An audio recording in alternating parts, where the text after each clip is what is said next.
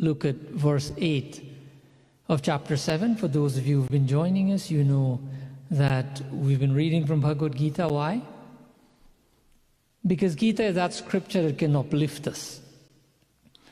Can uplift us not only spiritually, but whatever aspect of life we approach and we want to succeed at that.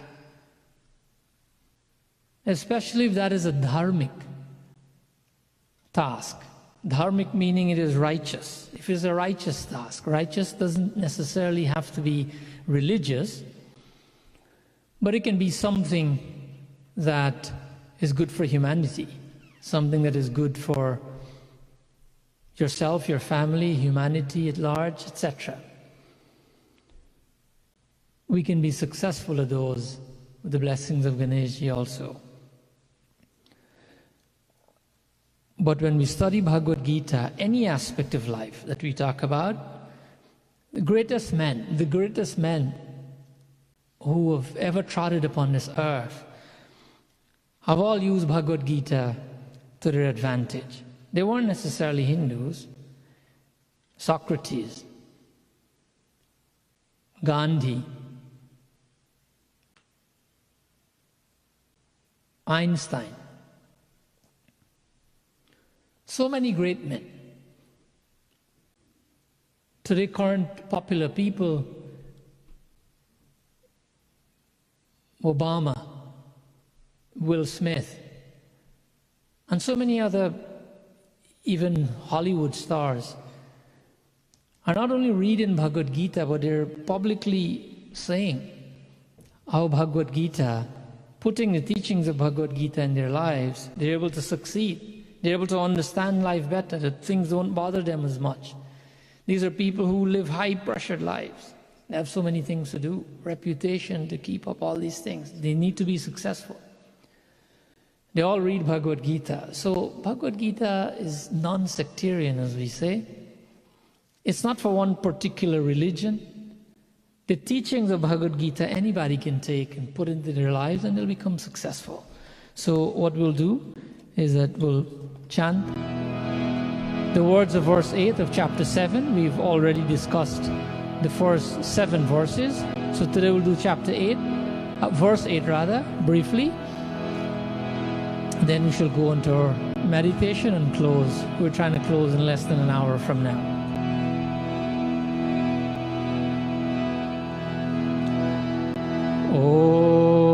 Om Sri Paramatmane Namaha. Om Namo Bhagavate Vasudevaya. Om Namo Bhagavate Vasudevaya. Om Namo Bhagavate Vasudevaya. Om Namo Bhagavate Vasudevaya. Om Namo Bhagavate Vasudevaya. Rasoham apsu kaunteya prabhasmi shashi suryayo. Rasoham apsu kaunteya prabhasmi shashi suryayo.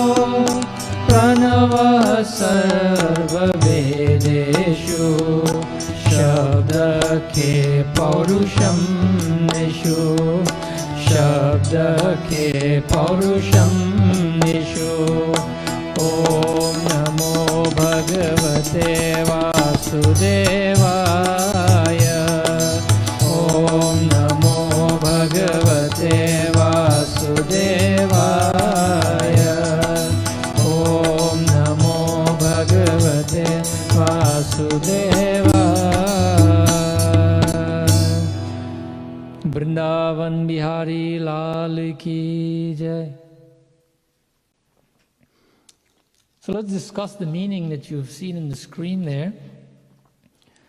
Briefly, this is verse 8, like I said, Bhagavad Gita. Bhagavan says, I'm the taste and water. O Kunti, the radiance of the sun and the moon, that I am the sacred syllable Om that we hear in all the mantras.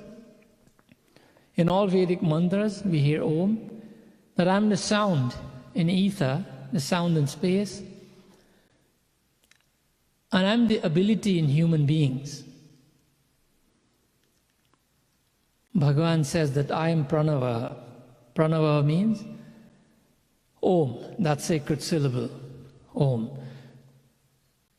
So here Bhagavan is helping us to understand, when we look at all the things in creation, how is God a part of those? Remember, we've always re-established and reminded ourselves in satsang that in Sanatana Dharma, we believe that the creation is a manifestation or an expansion, an extension of God, and that God is not necessarily sitting in heaven somewhere and has created this universe and it's separate.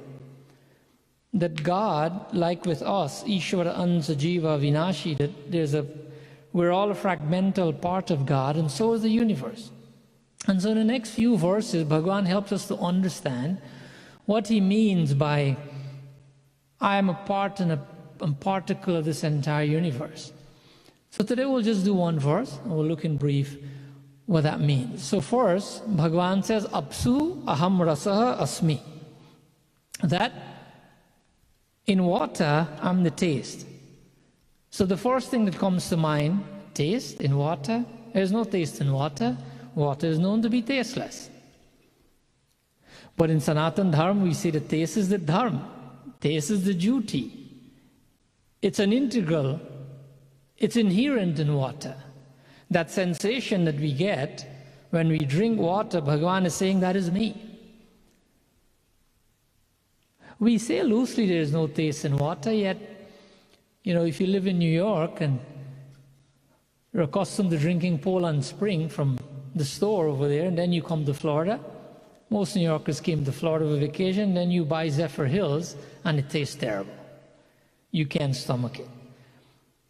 But yet we say there's no taste in water, but if it gets technical, if you ask the children in school, they go like, yeah, that's true, but that's not the taste in water. That's the minerals and the other things that are in the water. Okay. Bhagavan is saying, I'm the taste in water. God is saying here that I am that taste which is not yet developed as to have a classification. Classification means whether water is sweet or it is bitter or however you want to term things that you drink or eat. God is saying that the water that doesn't yet have that classification, but inherent in this water is taste, and that taste is what I am. So we have to be able to understand that there are subtleties in everything, and in water, and water is no different. There's a purpose to everything. And that we as human beings, we have to recognize them. And the taste in water is a subtlety. In the same way, let's take an example spiritually or scripturally when Vibhishan was coming from Lanka. We all know that Katha. He was flying across the ocean, coming north, coming into India from Lanka, where his brother, Ravan, was the king. And Sugriv and all the other Vanars that were there with Bhagavan, they said to Sri Ram that, look, Sugriv is coming, Vibhishan is coming, and so we need to take him into prison. This is an enemy. He's coming from the enemy's camp. He's the brother of the demonic king also, that we have to take him, arrest him, and imprison him because he's coming here to cause harm to us, meaning the people who are fighting for dharma. These were the words of Bhagavan Sri Ram, when Sugriv said that.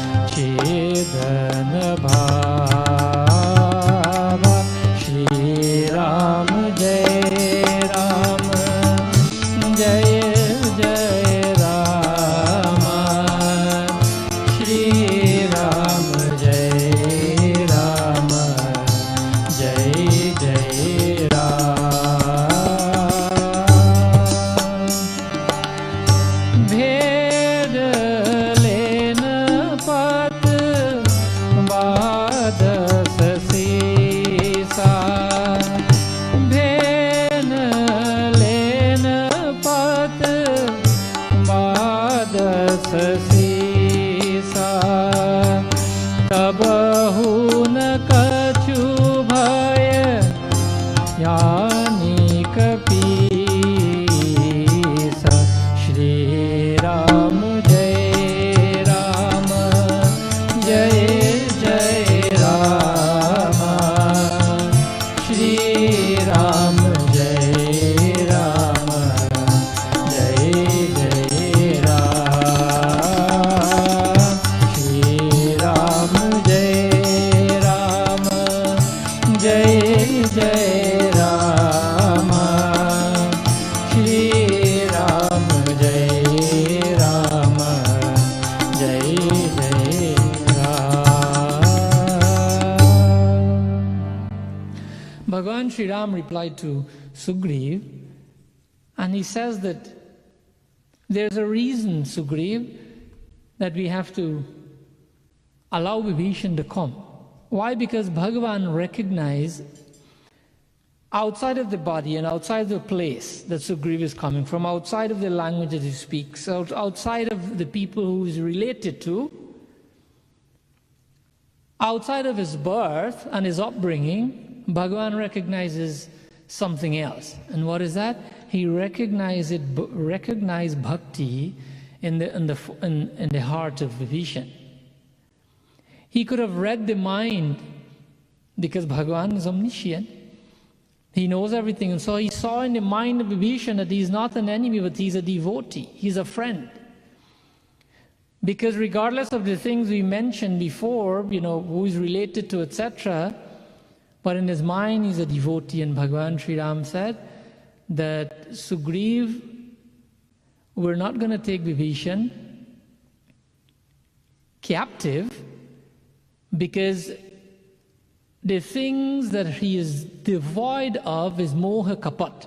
According to the Chaupai, moha kapata chala chiddana bhava. That he is freed of falsehood, chal. He is freed of duplicity, meaning hypocrisy. He is freed of chal. He is freed of chidra, of deceit. He doesn't have these demonic qualities, if you will. But what he has, nirmal man. Nirmal means pure. He has a pure mind for devotion. And so because of that, we'll accept him. He's not an enemy. So what we have to do as human beings, my friends, is recognize, try to go deeper and recognize when we see people, don't just judge them from where they live, what language they speak, what is the color of their skin, what side of the ocean they live, etc. These are not the right things to label people by and to decide that you know them because of all these aforementioned acquaintances or qualities in them. We have the divinity to go deeper and try to recognize people who they are from the inside. Now, only God can know a person's mind, but with the application of our spirituality, we can also recognize that. That's why we say namaste. Namaha means that we bow, the divinity within me recognizes and bows to the divinity within you. That's the meaning of te means to you. So that's the purpose of namaste. Similarly, and let's say, for example, 100 people walks into a house where that family is keeping a dog. A dog is the pet. If among those 100 people, one person is a dog lover, when those people walk into the house, the dog in that house would leave all the 99 people and run straight to that one person who's a dog lover. How? Because the dog recognizes who's a dog lover. The dog can read those sentiments, can read that chemistry is available to be picked up. And so very similarly, we can do so as human beings. But we don't. And why don't we? Ramayana helps us to understand why we don't operate from such a level.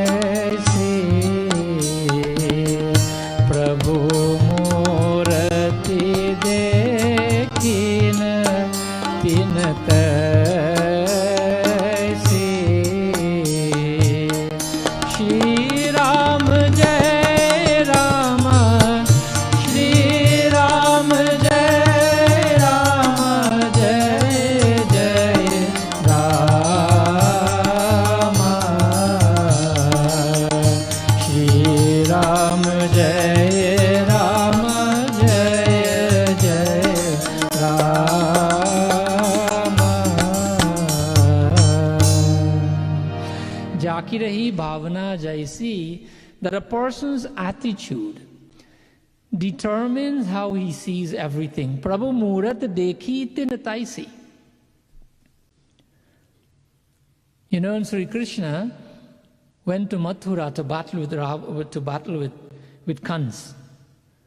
He was a little boy, he was 11 years old, and there was an arena where this fight was going to take place, and there were many people looking. And the same thing happened in the Sita Swayambar. Remember Sita Swayambar, where you had to accomplish a task, you had to lift the bow of Bhagavan Shankar if you were to win the hands of Mata Sita, a Swayambar set by her father Raja Janak. In that Sita Swayambar, and also with Sri Krishna, the people who sat there, their divinity reached different levels. Some people saw this puny little boy, and they were like, how can he defeat such a powerful king? How can he lift such a heavy bow?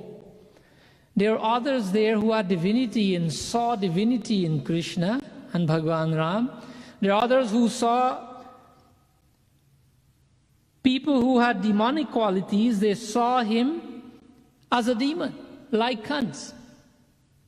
That just a demon fighting a demon, one is smaller, one is bigger.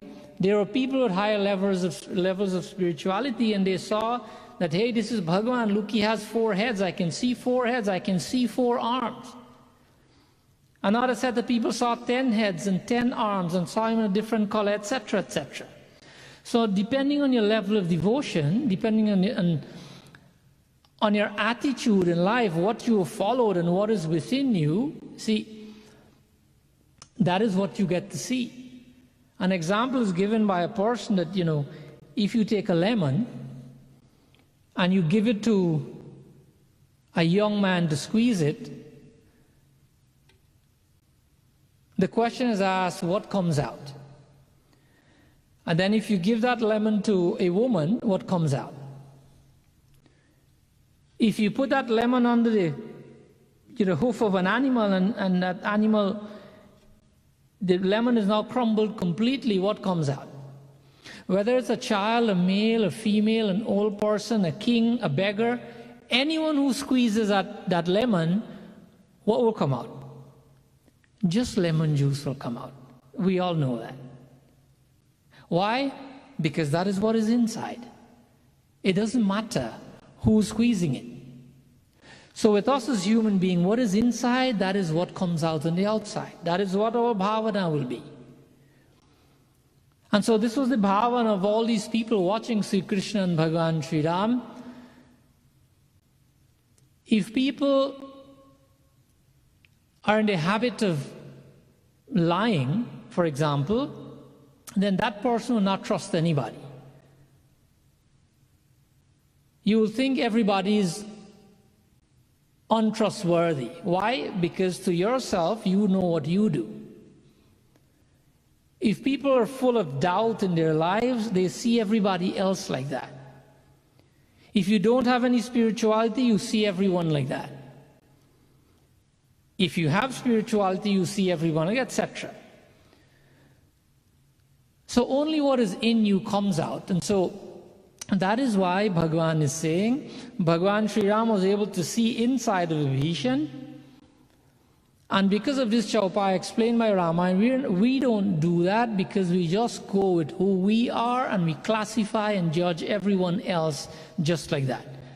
This person is who is like how I am. We don't only do that with human beings, we did that with Sri Krishna. We did that with Bhagavan Sri Ram. Only one person benefited on Sri Ram's day, Ahilya. So many people that the Dhobi criticized him because he couldn't see the divinity. Duryodhana told his soldiers to not only that he didn't see Bhagavan in Krishna, he told him, arrest this milkman. Because Duryodhana only saw Krishna as another shape of who he is. Jaki rahi bhavana jaisi. Many examples we can give, but we got the point by now. So in a similar manner, water is tasteless. However, water lends taste to everything. Without water, there is no taste. Without water, there is no taste. So let's take a pera, for example. You know pera? We all know pera, right? Pera, or a fudge. Take a piece of cloth and dry the tongue out completely. Dry the tongue, and then put the pera on the tongue and see what you taste. You know what you'll taste? Nothing. Because that's solid, even though you made it with so much sugar and milk, you're not tasting anything. Why? Because there's no saliva on the tongue. You would only start getting taste when saliva comes in contact with that solid, that pera or fudge. Then you go like, this tastes really good. Up until there was no saliva, there was no liquid, there was no taste in that solid. So this is why Bhagavan says, because saliva dissolves that solid, and then the perception of taste is experienced. So similarly, Bhagavan is saying here that taste that is inherent, that is the dharma of water, that's who I am. That's my existence in water. So in a similar manner, as we've been talking about spirituality, that if you're not spiritually aligned properly, then there'll be no enjoyment in life. If you put a pera on your tongue, regardless of who makes it, and there is no water, there is no spirituality there, you wouldn't be able to enjoy it. So, in life, if we are not spiritually aligned, all we'll have is trouble and doubt and misery, because we have no confidence. We're not aligned with divinity. Regardless of what you achieve in life, anything material you achieve in life, those things can very well bring more suffering to you. Why? Because the more we acquire, the more we start worrying, oh God, this is coming now, I'm so happy that it's coming now, but will it continue to come? Would I be able to save it? You start thinking about bandits. Would they come and try to get my wealth? You hit the lotto, wealth has come. And then eventually, instead of the lotto doing you good, it destroys you. How many people did not get a heart attack and end up broke who won the lotto? So things are not necessarily designed to make us better or happier if we don't have the right mindset, and the mindset is a spiritual mindset. So like the subtlety in water, we have to be able to be aligned properly, and then we'll be able to enjoy the things that God has blessed us with. All the wealth that God has given us, we won't worry about it. We'll appreciate it and be grateful. We'll be happy with them and not worry about them. We have to have the required knowledge of the scriptures. Because without that, only misery will be created the more and more we get. Because more is not always better. Many times, sometimes we say less is better. But many times more is not necessarily better. It can be better if we are aligned properly. Scriptural knowledge and practicing spirituality. So we don't have to become fearful the more we get, fearful of losing it, etc. On the other hand, we can have nothing. People can have nothing and be completely happy. They're just happy with what they have. They're content with what they have. So let's recognize what is available to us, and not be too quick to dismiss things that, based on face value. Because face value, like Vibhishan coming there, that can be deceptive. Swami Dayanand says regarding water that water is the essential characteristic, the subtle element.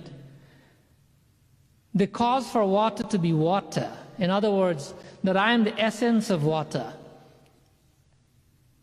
Swami Dayanand describes this verse as being its unique property, that I am the truth in water, that which makes water distinguishable as an element from everything else, that is my presence in water, says Bhagavan Sri Krishna. So there are a few points here. Let's quickly discuss the other ones. The other one, Bhagavan says, Shashi Suryoha. Shashi Suryoha Prabha.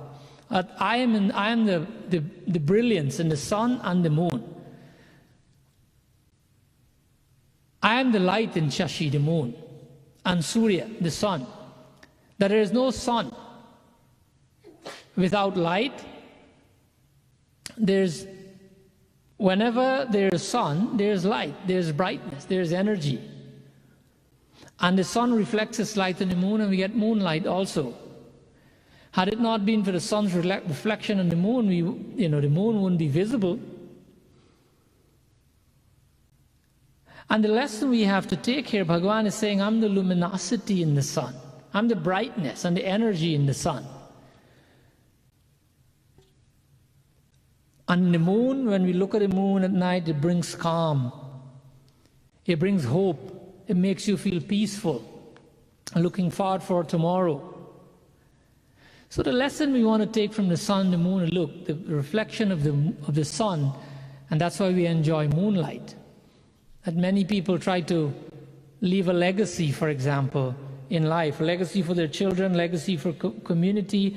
Look at the sun. The sun leaves a legacy every day for us to follow, because without the sun, when the sun is not present here, we call it sunset and sunrise. Technically, we all know that's a myth. There's no actual sunrise and sunset, because the sun is always out in some part of the world, but we say like that. But when the sun is not visible in this part of the world, it reflects its light on the moon. The sun is saying to us that even though I'm not present there, I've left something for you to enjoy. This is my legacy. You can still enjoy in my absence. I've done something for the entire humanity. And so in return, the moon brings calm to us, because the sun does its duty regardless of the situation. It doesn't discriminate. Whether you plant things to feed humanity, vegetables, for example, or whether you plant things that people can use and harm themselves, drugs, etc., the sun doesn't care. It shares its light and energy equally to all those things, which is helpful, which is harmful. Whether you do things for charity, whether you do things as a business, the sun doesn't discriminate. It shares equally. Whether you harness the sun for, electricity, or whether you use it as vitamin D, those are all good things. Or there's enough people who will curse the sun that it has given me skin cancer.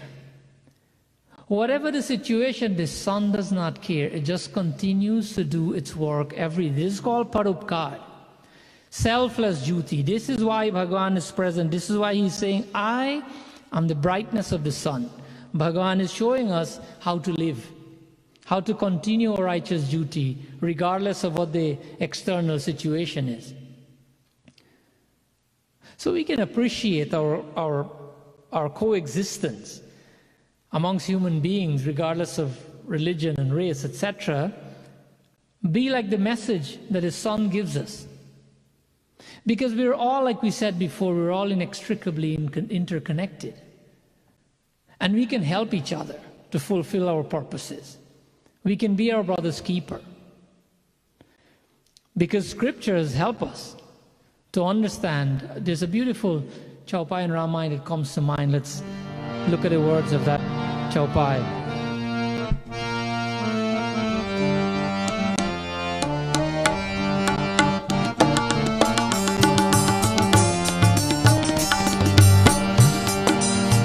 परहित बस जिनके मन माही, परहित बस जिनके मन माही, तिन कहु जग दुर्लभ कछु नाहि, तिन कहु जग दुर्लभ कछु नाहि। श्री राम जय राम, जय जय राम, श्री राम जय राम, जय जय राम, श्री राम जय राम, जय जय राम, श्री राम जय राम, जय जय राम, श्री राम जय राम, जय जय राम, श्री राम जय Ram,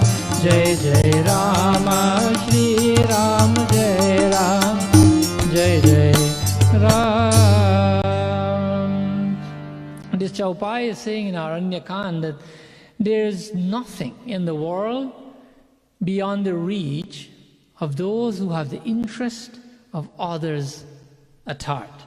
The interests of others at heart, that there is no greater quality than that. Let's take an example from this beautiful story. What comes out from when we help each other? Now, in the days of King Solomon, there were two brothers. They were farmers and they were planting wheat, and so when it was harvest time, they were harvesting their wheat, in the fields of Zion. And one night when the older brother, he harvested, he gathered his bundles of wheat, he thought of his smaller brother. And he took a few bundles of wheat and he put it in the field of his smaller brother. He's saying to himself, look, my brother has 7 children. And with so many mouths to feed, I'm sure he can use a little bit more of this wheat. And he put a few bundles there. And so he went home. A short time after, the younger brother came to do his harvest. And when he was done, he also took some bundles of wheat and put it in his older brother's field. He's saying to himself that, look, my brother is alone, with no one to help him harvest. So he may not be able to harvest everything, so let me just make life easier for him and give him some bundles of my wheat. And so the second night when they went out, both of them did the same thing again. They gave each other some wheat. But on the third night, they happened to have been there at the same time and they bumped into each other. They bumped into each other carrying wheat into the other brother's field. And so, of course, they met and they threw the bundles down and they gave each other a very nice hug, and they were very grateful to each other, and tears, started coming down from their eyes because of how selfless the other brother is, recognizing their goodness. And so when King Solomon heard of their love, he built what is called the Temple of Israel there. And they call it the place of brotherhood. So these two brothers helped each other, but a whole temple was built there to serve humanity. The Temple of Israel. So there are great things that can come out of whatever we do in life, of our kindness. We've heard so many times that united we stand and divided we fall, etc. This is why Sangh, association, is so powerful. That we must associate with those who will encourage us to do those beautiful things. We must associate with like-minded people in the field of spirituality. So the glow in the sun is Bhagavan's message. Udayana Aditya Krimina Hantu Atharva Ved says in the second canto, the 23rd, the 32nd chapter and the first verse, that there's healing energy, the destroyer of viruses in the rising sun. So the sun is divine. Science has been able to find that out as well in the rising sun. And look how long the sun has been shining. It's been functioning flawlessly for so long. No maintenance, never got any repair, no upgrade. Why? Because it's not man-made. Bhagavan is saying, I'm the brightness and the sun is divine. That's why it can function like that. Anything that man has created would need repair at some point in time. But Sri Krishna says, this is a manifestation of my glories. The third of the fourth point is sound. Shabdake, that I am the sound in space. Oh, we know by now that sound is not experienced by any other sense organ, but by the ears. And in order for sound to reach the ears, it has to travel. Where does it travel? It travels in space. Because sound is manifested in space. You know, science tells us today that the whole existence is a vibration, and where there's a vibration, there is sound. You know, today scientists have also recorded this sound. They've recorded this vibration. You can Google it and you can hear a sound now, that they've recorded a sound in space. Our scriptures have always been saying that. Because Akash, space, functions as a vehicle for sound. Without space, there'll be no sound. Sound waves, that's how we get to hear each other. The waves that are created in space. And so we've always said that there's a divine sound in the universe, and we associate that with having come from the Damaru. The little drum that Bhagavan Shankar comes, that sound has come from the Damaru of Shivji. In other religions and other cultures, the same thing is said. You know, as Hindus, people who follow the Ved, we always say one thing that when regarding other cultures, that if there's a similarity, we embrace it. And when there's a difference, we respect it, not criticize it. We respect the differences, but we embrace the similarities. And so in the same way that we know that sound has come from space, sound has come from the Damaru of Bhagavan Shankar, in John chapter 1, verse 1 says the same thing. In the beginning there was the Word.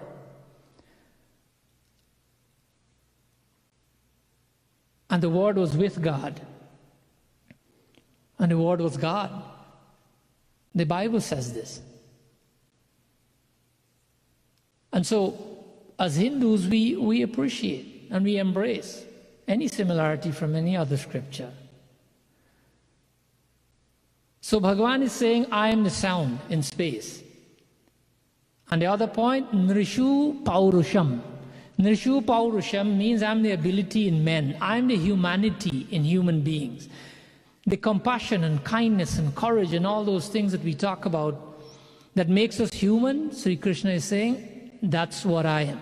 The valor among human beings. The essence of all good experiences is me. That is why we have to tap into our deeper selves to find real answers. We always talk about that little voice, that gut check that's within us. Try to find the right answer for a situation. Why? Because that goodness in you, that valor in you, that humanity in you, Bhagavan is saying, that is me. You know, to be successful in anything, in business, etc., experts will tell you, you know, go narrow and go deep. If you want to be successful, we don't start a new business, for example, every time we don't make the amount of profit every year, we keep digging deeper, try to make it better. When you start going to the gym, you don't look at your muscles after 1 week going to the gym. There'll be no muscles. You have to keep working. You have to keep chugging away. People who want to lose fat, they go on the keto diet, for example. You won't lose 10 pounds in the first week. You have to keep at it. You have to go narrow and go deep. Is the business term for that. I remember just about 30 years ago, at home in the village, I used to be associated, or I am still associated with, Sri Maranji, and I remember him telling a story from a book that he had just read.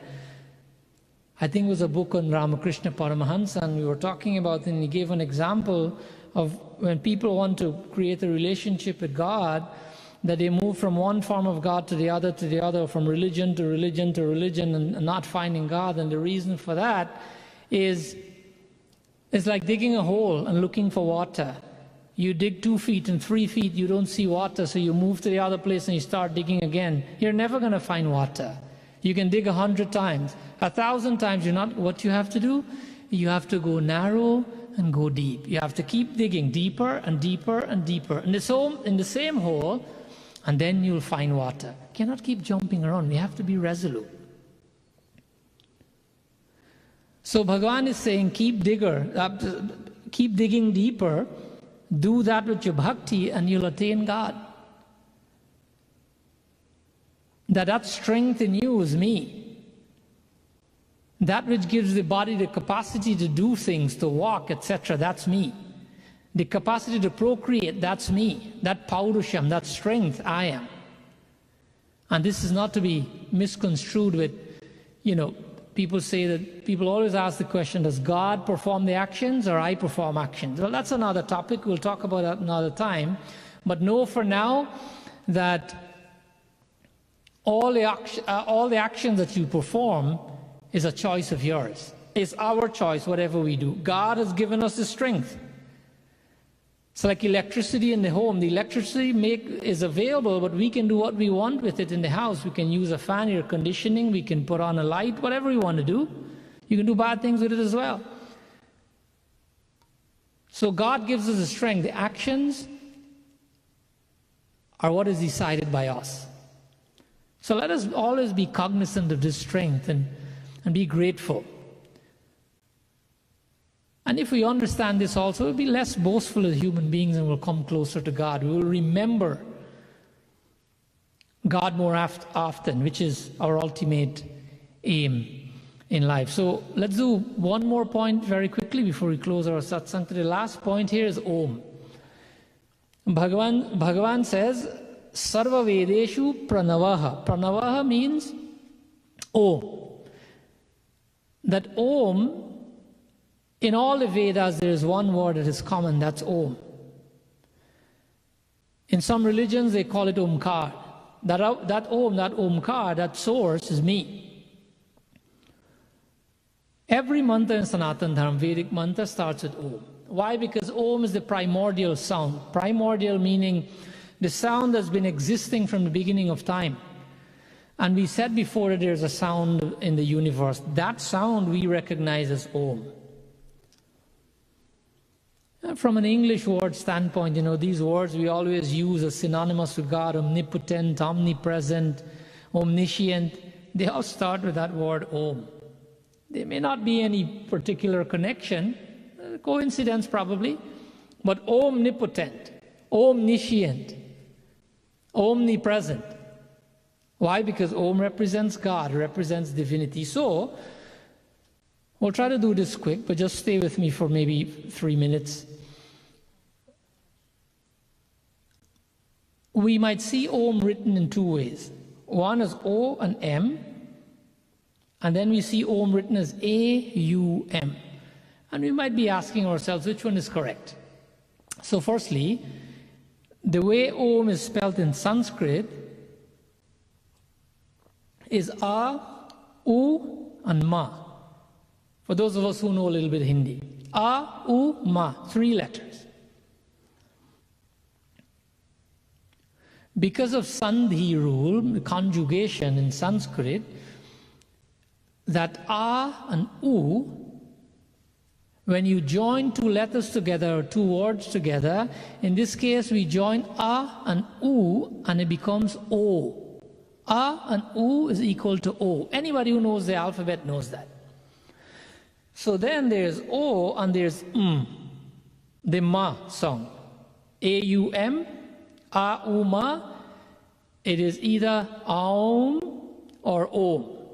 Right? We'll talk about that briefly. So in Sanskrit it's spelled A-U-Ma, then it's broken down to O and Ma, Om. So if you say it's O-M, you're not wrong. If you say it's A-U-M, you're not wrong. A-U-M is more technically correct based on how it's supposed to be spelled. So what does this Om mean to us? Not only as Hindus, but for humanity. We know that we believe in a Trinity, Brahma, Vishnu, Mahesh. A, Brahma. U, Vishnu. Ma, Mahesh. What is that? Brahma, Vishnu, and Mahesh is creator, sustainer, and destroyer. Destroyer, reabsorber, transformer, whatever you call that. The destructive element, Mahesh or Shiva. If you look at the word God, G-O-D, in English, because God is the generative power in God. The O is the operative power in God as Vishnu. And D is a destructive power, as in Shiva, as in Mahesh. Because A is creative or generative.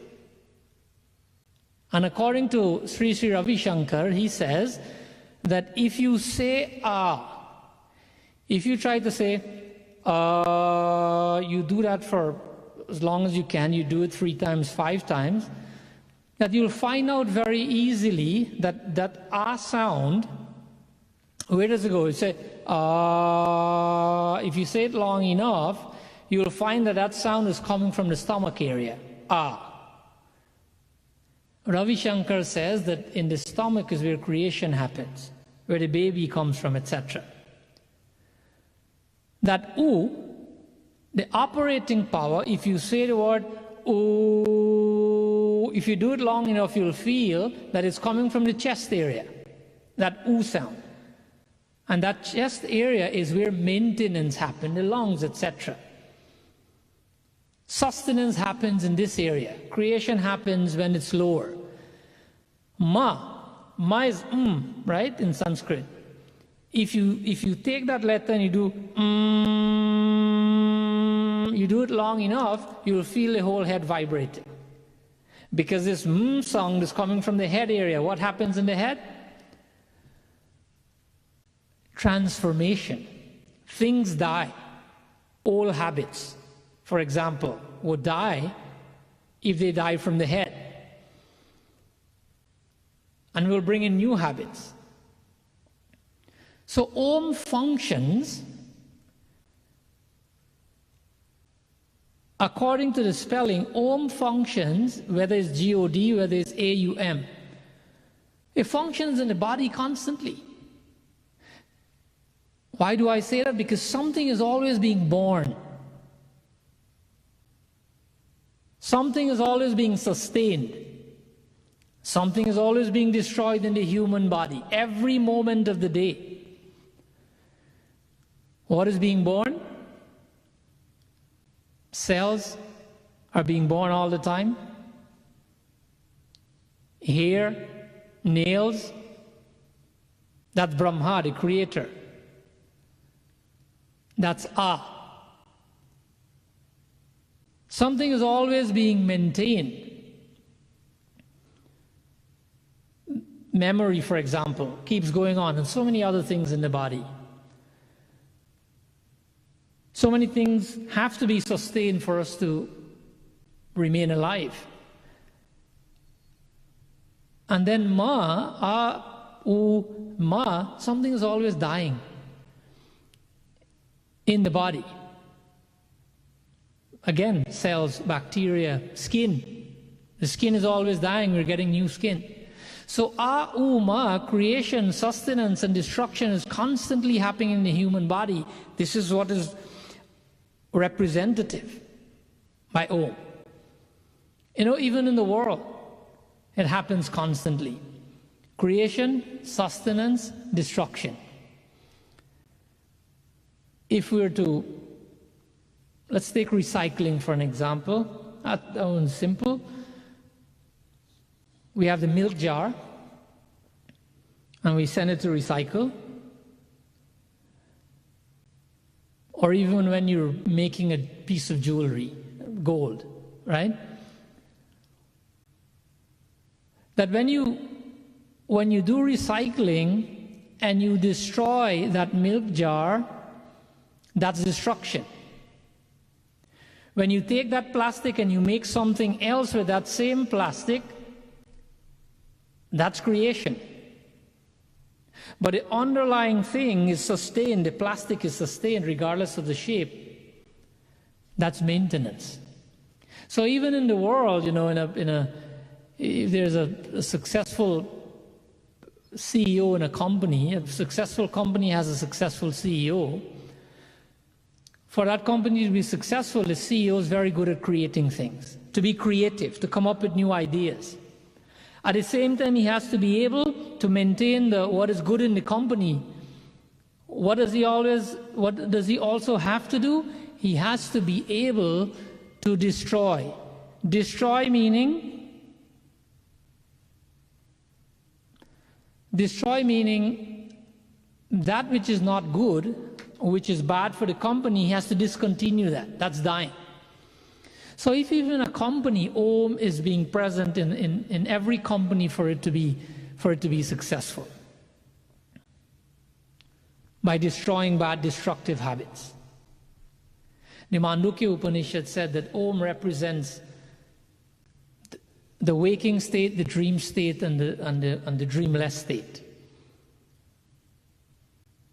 We can't explain that now, but waking is when everything's happening, creation. Dreaming is just a reshuffling of what's happening, maintenance of what you did during the day. And then deep sleep, everything is destroyed. You don't know anything. Everything that you did for your whole life, nothing, you're not conscious of anything. So all your actions and thoughts are destroyed. You're sleeping deep, you don't know anything.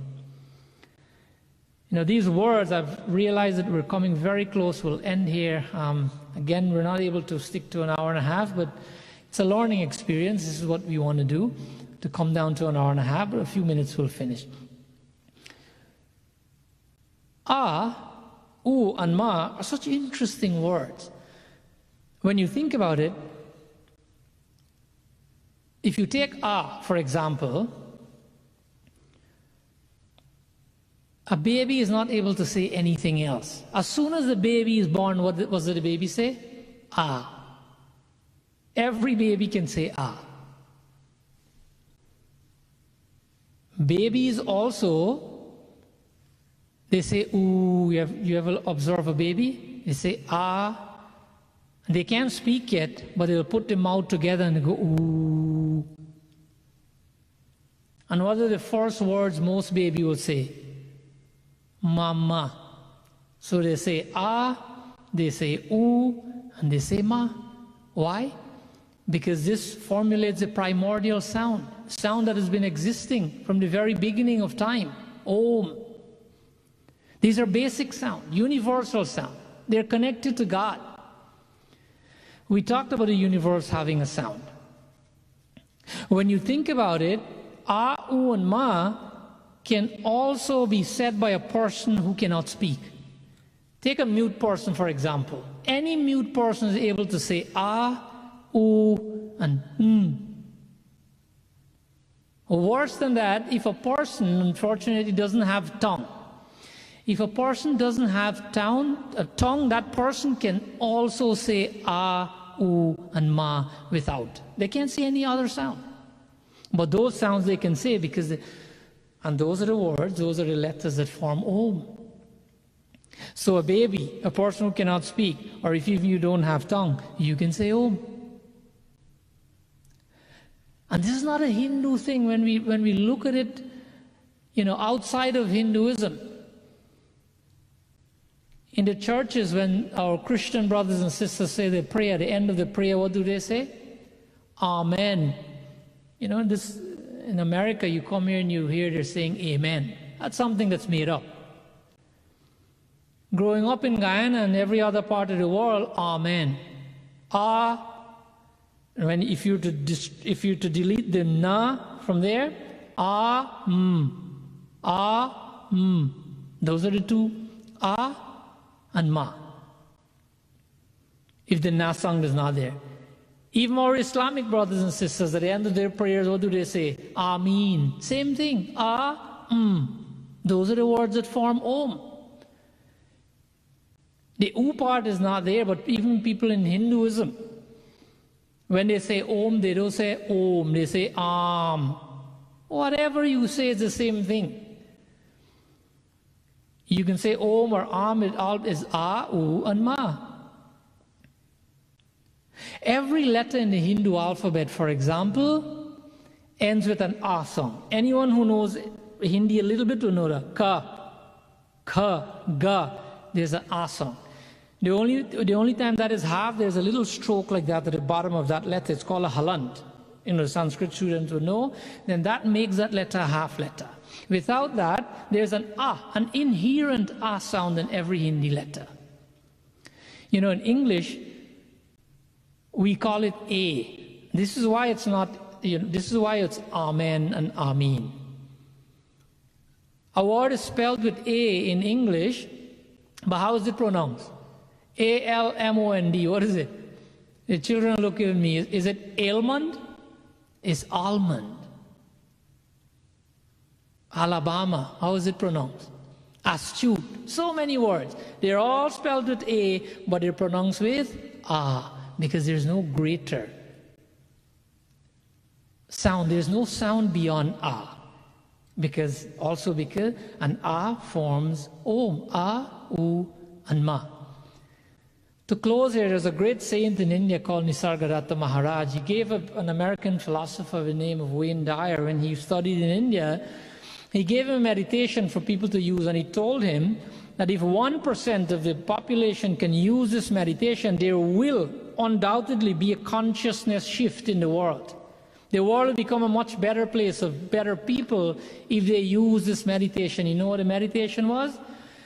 Say for 20 minutes, and in the evening, say Om for 20 minutes.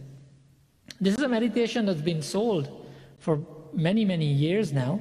There are many very prominent, even politicians in this country who use it. They wouldn't say it to you, but they do and Om meditation in the morning and evening, because it's powerful if you do it.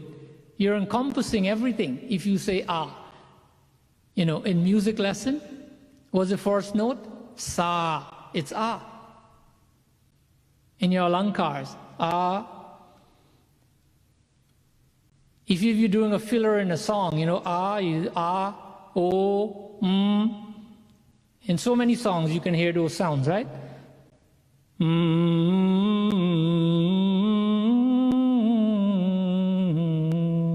So many songs. You hear A, U, or Think about this before we close. This A sound is a part of every name of God.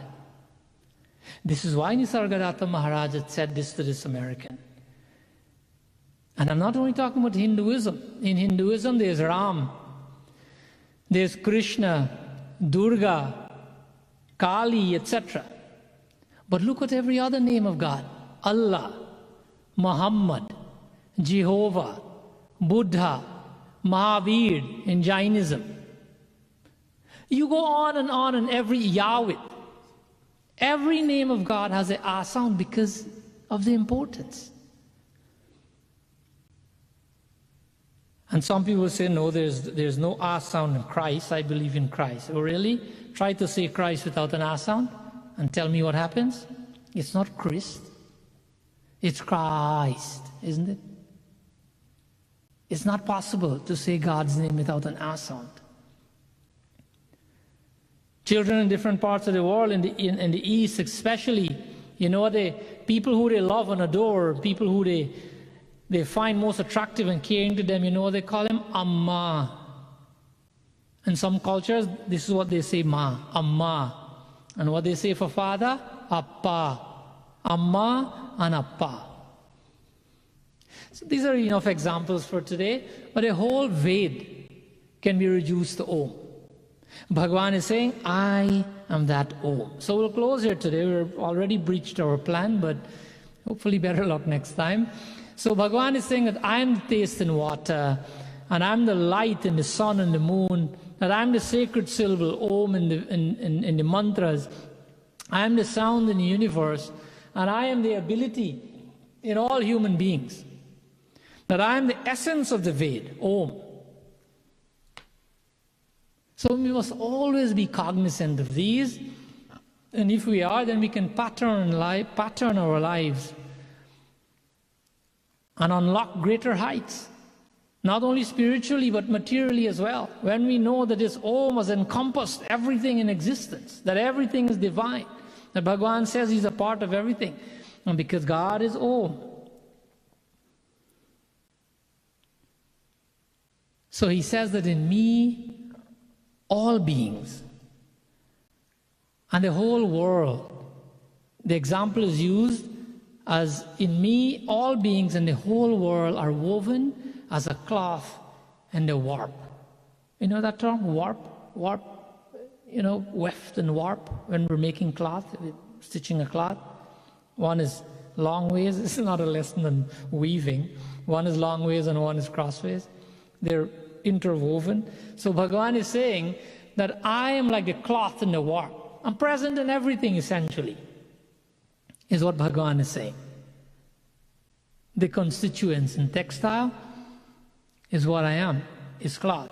So my dear brothers and sisters, I hope that you're able to have a slightly better understanding, or at least a reminder of Bhagavan's presence in everything that he has, that everything that exists in the world.